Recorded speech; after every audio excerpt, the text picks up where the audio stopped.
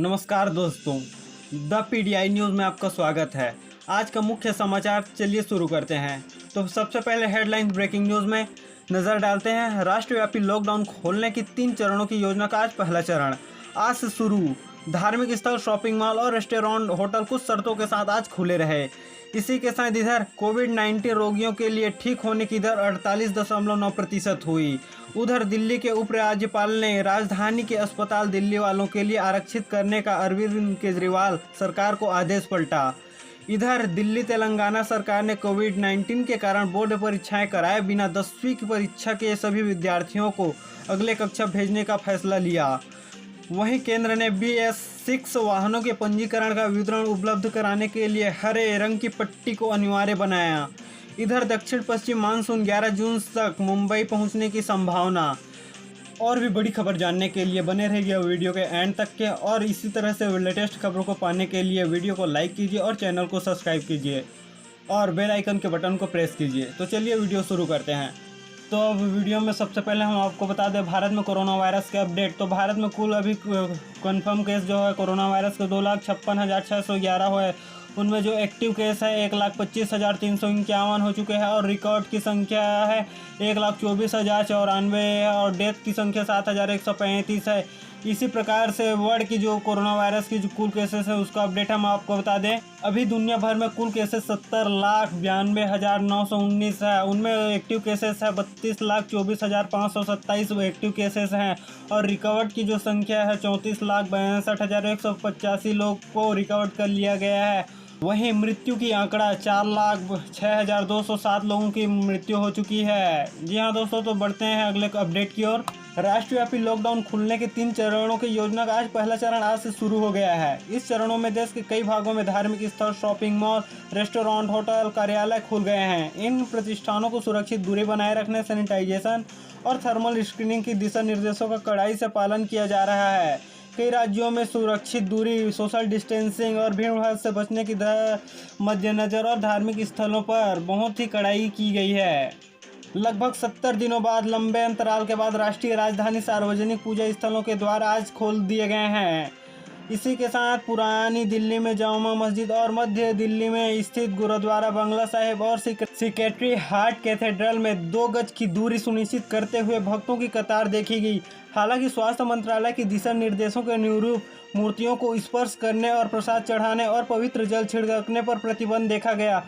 जामा मस्जिद के शाही इमाम में लोगों को नमाज अदा करने आने से पहले घरों में मेहू वजू करने की सलाह भी दी है। वहीं गुजरात में भगवान द्वारिकाधीश और सोमनाथ मंदिर श्रद्धालुओं के दर्शन के लिए फिर खोल दिए गए हैं द्वार। उधर ओडिशा, गोवा और अरुणाचल प्रदेश के सभी धार्मिक स्थल आम जनता के लिए 30 जून तक के बंद रहेंगे। पुडुचेरी में भी मंदिर और अन्य धार्मिक स्थल आज से खोल दिए गए हैं। पुडुचेरी के उपराज्यपाल डॉक्टर किरण बेदी ने लोगों से सुरक्षित दूरी बनाए रखने के लिए मास्क पहनने और साफ सफाई की कड़ाई से पालन करने का अनुरोध किया। देश में अब तक कोविड-19 के संक्रमण के 1,24,094 लोग स्वस्थ हो चुके हैं। ठीक होने वाले रोगियों की दर 48.49% हो गई है।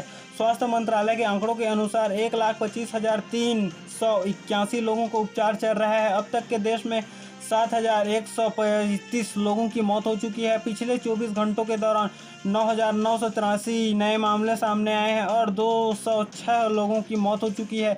दिल्ली में कोरोना संक्रमण से 1,242 मामले सामने आए हैं, जिसमें कुल मरीजों की संख्या 28,936 हो गई है। अब तक के 10,999 मरीज ठीक हो चुके हैं। दिल्ली सरकार ने रोगियों को अस्पतालों में भर्ती कराने के लिए 24 घंटों को काम करने वाले हेल्प डेस्क बनाया है। इस बीच दिल्ली के मुख्यमंत्री अरविंद केजरीवाल ने खुद को क्वारंटाइन में रखा और सरकारी सूत्रों ने बताया कि वे खुद कल कोविड-19 की जांच कराएंगे। सूत्र ने कहा कि मुख्यमंत्री रविवार से दोपहर बाद अस्वस्थ महसूस कर रहे थे। जी हाँ दोस्तों, और आपसे अपील है, कोरोना वायरस की ऐसी कोई दवा हम तक के अभी नहीं पहुंची है। जो सिर्फ सोशल डिस्टेंसिंग ही कोरोना वायरस के लड़ने के एक ऐसा तरीका है या ऐसी दवा भी है। इसलिए आपसे निवेदन करता हूं कि आप जहां भी रहें अपने घरों में ही रहें और साफ़ सफाई का ध्यान रखें और कोरोना वायरस की इस परिस्थिति में लड़ने में अपनी सरकार की और देश की शांतिपूर्ण मदद कीजिए। हाँ दोस्तों, जी हाँ दोस्तों, दिल्ली के उपराज्यपाल और दिल्ली के आपदा प्रबंधक प्राधिकरण के अध्यक्ष अनिल बैजल ने आज अरविंद केजरीवाल सरकार के उस आदेश का पलट जवाब दिया जिसमें कहा गया था कि कोविड-19 बीमारी के इलाज के लिए दिल्ली सरकार के अस्पतालों में केवल स्थानीय निवासियों को ही भर्ती किया जाएगा। श्री बैजल ने अधिकारियों को यह सुनिश्चित करने का निर्देश दिया कि राष्ट्रीय राजधानी की निवासी न होने के आधार पर किसी भी रोगी को इलाज से वंचित न किया जाए। इससे पहले मुख्यमंत्री अरविंद केजरीवाल ने घोषणा की थी कि दिल्ली के सरकारी और निजी अस्पतालों में सिर्फ राजधानी में रहने वालों का ही उपचार किया जाएगा और यह व्यवस्था कोविड-19 मामलों का आना बंद होने तक का लागू रहेगी।